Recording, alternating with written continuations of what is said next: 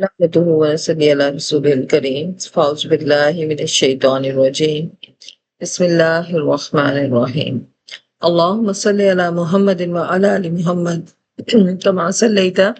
على إبراهيم وعلى آل إبراهيم إنك حميد مجيد اللهم بارك على محمد وعلى آل محمد كما باركت على إبراهيم وعلى آل إبراهيم إنك حميد مجيد رب زدني علما رب زدني علما رب زدني علما آمین ثم آمین۔ السلام علیکم ورحمۃ اللہ وبرکاتہ۔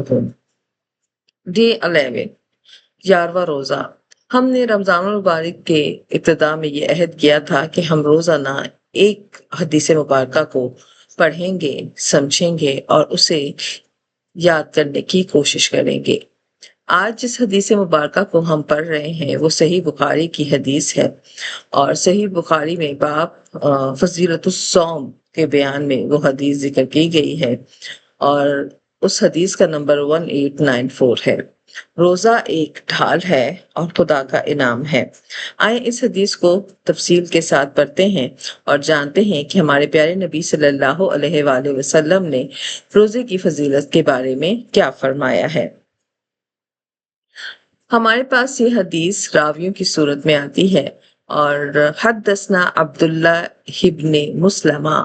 ہم سے عبداللہ بن مسلمہ نے بیان کیا ہے، ان مالکن، ان سے امام مالک نے، ان ابی زناد، ان سے ابو زناد نے، ان الاعرج، اور ان سے عارج نے، ان ابی ہریرہ، اور ابو ہریرہ سے، یعنی حضرت ابو ہریرہ رضی اللہ تعالی عنہ سے روایت ہے کہ ان رسول اللہ صلی اللہ علیہ وسلم، کہ بے شک رسول صلی اللہ علیہ وسلم، قال، فرمایا، الصیام جنۃ، جیم کی پیش کے ساتھ ہے، کہ روزہ ڈھال ہے، فلا یرفس ولا یجہل، تو روزہ والا نہ تو فحش باتیں کرے اور نہ جہالت دکھائے، وَإِنِ امْرُؤٌ قَاتِلَهُ، اور اگر کوئی شخص اس سے لڑے، او شاتمہ، یا اسے گالی دے، فَلْيَقُلْ، تو اس سے کہے، انی صائم، میں روزے دار ہوں، مرتینی، 2 مرتبہ یہ الفاظ کہے، والذی نفسی بیدہ،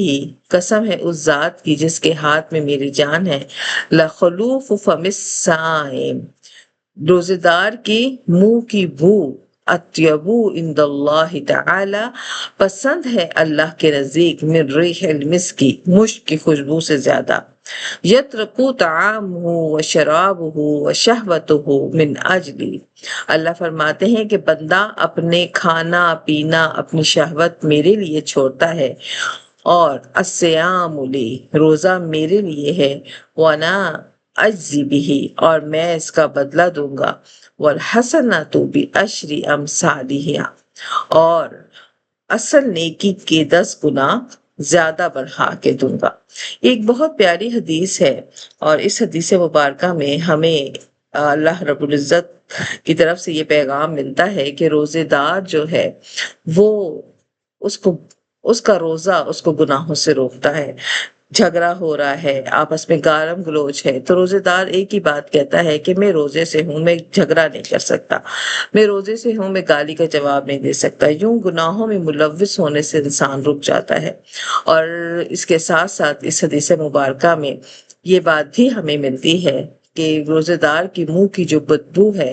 وہ اللہ کو مجھ سے زیادہ محبوب ہوتی ہے، اور انسان روزے کی حالت میں ایک نیکیاں کرتا ہے لیکن اللہ اسے 10 گنا زیادہ بڑھا کر اس کا اجر و ثواب دیتا ہے۔ آئیں اس حدیث مبارکہ کو سمجھتے ہیں۔ الصیام جنۃ، روزہ ڈھال ہے۔ جس طرح لڑائی ہوتی ہے اور آگے ڈھال رکھتے تھے سپہ سالار، اور فوجی جو ہیں وہ سپہ سالار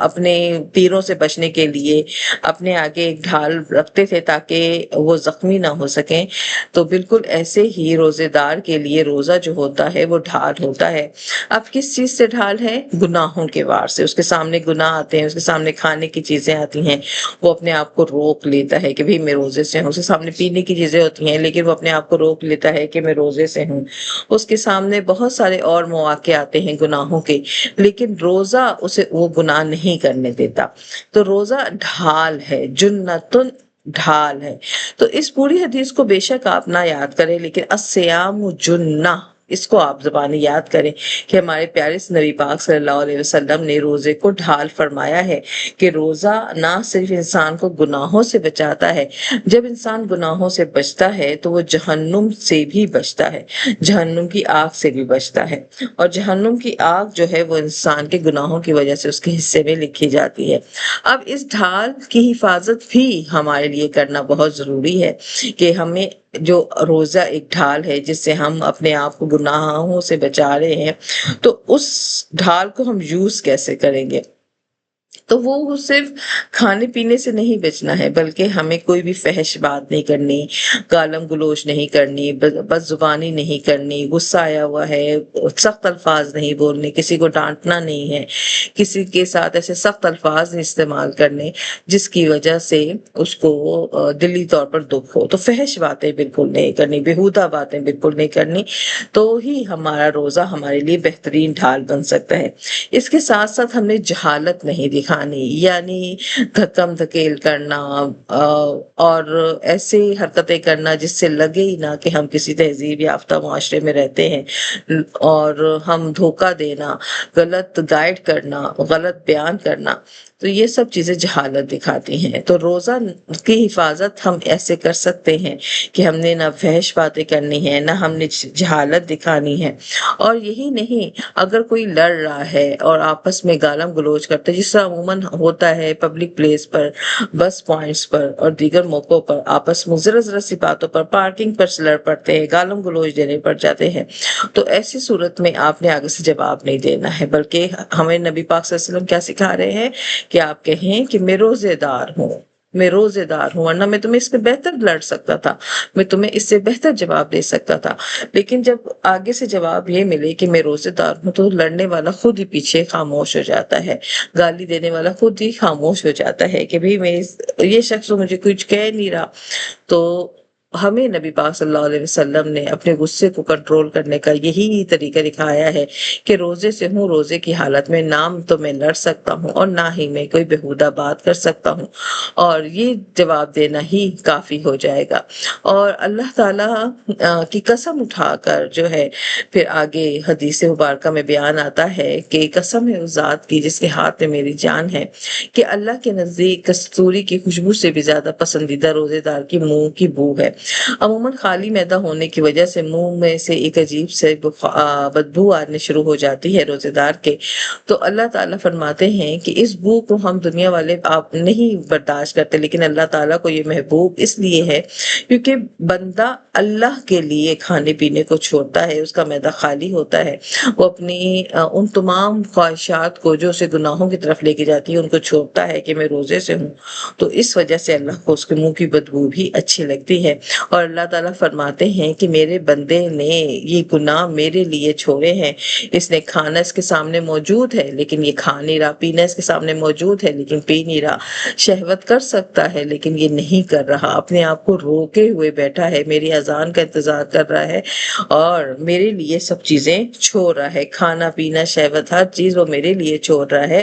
تو اللہ فرماتے ہیں الصیام لی، روزہ میرے لیے ہے. جب اللہ کے لیے کوئی چیز ہوتی ہے تو پھر اس کا جواب بھی اللہ دیتے ہیں، اور اللہ تعالیٰ فرماتے ہیں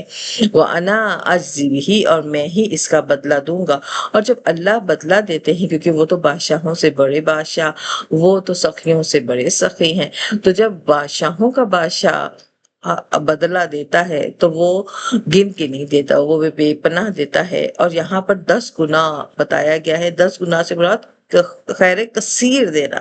کہ روزے کا ثواب جو ہے وہ اللہ کی مرضی کے مطابق ہوگا. ہم اس میں ایک نیکی کرتے ہیں نا تو عام دنوں میں ایک ثواب ملتا ہے، لیکن روزے کے زمانے میں ہمیں عام نیکیوں پر بھی 10 گنا اور اس سے بھی کہیں زیادہ ثواب ملتا ہے، کیونکہ اس وقت ہماری جو کنڈیشن ہوتی ہے وہ اللہ تعالیٰ کو زیادہ محبوب ہوتی ہے. تو اس سے ہمیں یہ بات بھی پتہ چلی کہ بعض دفعہ انسان کی کنڈیشنز جو ہوتی ہیں، اس کے حالات جو ہوتے ہیں،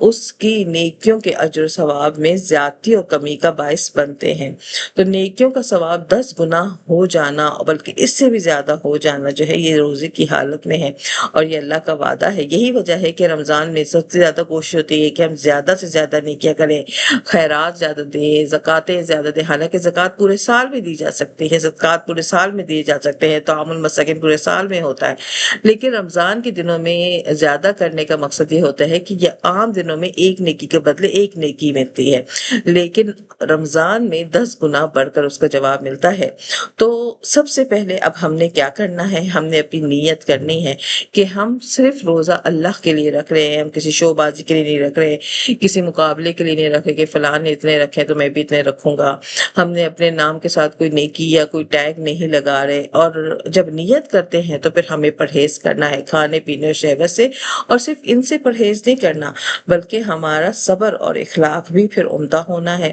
ہمیں خاموش رہنا ہے، ہمیں بد زبانی نہیں کرنی، ہم نے جہالت نہیں دکھانی، ہم نے غصہ نہیں کرنا، اپنے اخلاق کو بہترین رکھنا ہے، اور یہ سب کچھ کس کے لیے کرنا ہے، اللہ کی خوشنودی کے لیے۔ کہ اور یہی وجہ ہے کہ جہاں کہیں اسے جواب دینے کے موقع ملتے ہیں وہ بد زبانی کر سکتا ہے، وہ بھی آگے ایک تھپڑ کا جواب اینٹ سے دے سکتا ہے، لیکن وہ اپنے آپ کو روک لیتا ہے کہ میں روزے سے ہوں، میں یہ کام نہیں کروں گا، تو پھر اللہ تعالیٰ کی خوشنودی اسے حاصل ہوتی ہے اور لامحدود اجر اللہ تعالیٰ عطا فرماتے ہیں۔ تو الصیام جنہ آج کی حدیث ہے، اور اسے زبانی یاد کی، صرف اتنا ورڈ ہی یاد کریں کہ قال نبی صلی اللہ علیہ وسلم الصیام جنہ، روزہ ڈھال ہے۔ اللہ ہمیں اس ڈھال کی حفاظت کرنے کی توفیق دے، اور ہمیں اپنا وعدہ جو ہم سے وعدہ کیا ہے اللہ تعالیٰ نے، اللہ تعالیٰ اس کو ضرور پورا فرمائیں گے، اللہ تعالیٰ اس کا اجر بھی ہمیں عطا فرمائے، اور ہمیں روزے کی حقیقت اور فضیلت کو سمجھنے کی اور اس کا حق ادا کرنے کی بھی توفیق عطا فرمائے، کیونکہ روزے کا حق ہے گناہوں سے بچنا، روزے کا حق ہے عبادات میں زیادتی کرنا، روزے کا حق ہے نیکیاں زیادہ کرنا، روزے کا حق ہے آپس کے تعلقات کو صحیح رکھنا، روزے کا حق ہے اپنے بڑوں کا خیال رکھنا، روزے کا حق ہے اپنے چھوٹوں پر شفقت کرنا، روزے کا حق ہے اپنے گھر والوں کا خیال رکھنا، اپنے محلے والوں کا خیال رکھنا۔ تو سارے حقوق کے ساتھ ہم نے روزے کو ادا کرنا ہے، صرف خالی خلی روزے دار کا ٹیگ نہیں لگانا، بلکہ اس کے سارے لوازمات اور اس کے سارے حقوق کے ساتھ اس کو ادا کرنا ہے، کیونکہ الصیام جنہ اسی وقت بنے گا جب ہم اس کے حق پورے کریں گے، اور جب ہم اس کے حق پورے کرتے ہیں تو یہ پھر جنہ ہے، یہ ڈھال ہے، اور ہمیں دوزخ کی آگ سے ضرور بچائے گا۔ اللہ تعالیٰ آپ کو اور مجھے بھی اللہ تعالیٰ روزے کی حق ادا کرنے کی توفیق عطا فرمائے، اور اس ڈھال کو ہمارے مقدر میں ہمیشہ کے لیے لکھ دے، اور ہمیں ان لوگوں میں شامل فرمائے جنہیں اللہ تعالیٰ چھوٹی چھوٹی نیکیوں کے بدلے کئی گنا زیادہ اجر و ثواب دیتے ہیں، اور اللہ تعالیٰ ہمیں اس ماہ مبارک کی میں زیادہ سے زیادہ نیکیاں کرنے کی اور زیادہ سے زیادہ عبادات کرنے کی توفیق عطا فرمائے۔ اپنی دعا میں ایک دوسرے کو ضرور یاد رکھا کریں، خاص طور پر مجھے اور ہمارے اس براڈ کاسٹنگ کو یا ہمارے اس پیغام کو آگے ضرور شیئر کیا کریں۔ ہو سکتا ہے کہ آپ کے ایک شیئر کرنے کی وجہ سے کسی کے دل سے آپ کے لیے دعا نکل جائے، کیونکہ اچھی بات کو شیئر کرنا ہم سب پر فرض اور ضروری ہے۔ اللہ تعالیٰ ہمیں بہترین طریقے سے عبادات کرنے کی اور بہترین طریقے سے حق کے ساتھ کام کرنے کی توفیق عطا فرمائے۔ آمین ثم آمین۔ السلام علیکم ورحمۃ اللہ وبرکاتہ۔